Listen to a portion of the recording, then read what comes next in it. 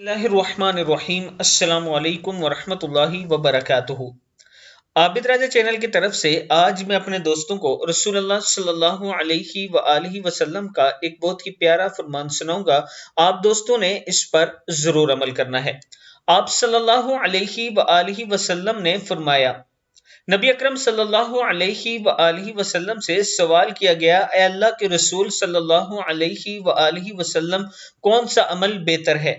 आप सल्लल्लाहु अलैहि वआलिहि वसल्लम ने इरशाद फरमाया, बेहतरीन अमल यह है कि जब तुम दुनिया से रुखसत हो तो तुम्हारी ज़बान अल्लाह ताला के जिक्र से तर हो।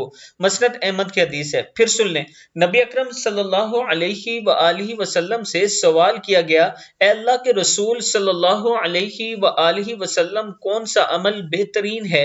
आप सल्लल्लाहु अलैहि वआलिहि वसल्लम ने फरमाया, बेहतरीन अमल यह है कि जब तुम दुनिया से रुखसत हो तो तुम्हारी ज़बान अल्लाह ताला के जिक्र से तर हो।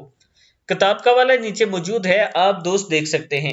आप दोस्तों ने इस पर जरूर अमल करना है और इस वीडियो को आगे जरूर शेयर करें। अस्सलामु अलैकुम वरहमतुल्लाहि वबरकातुहू।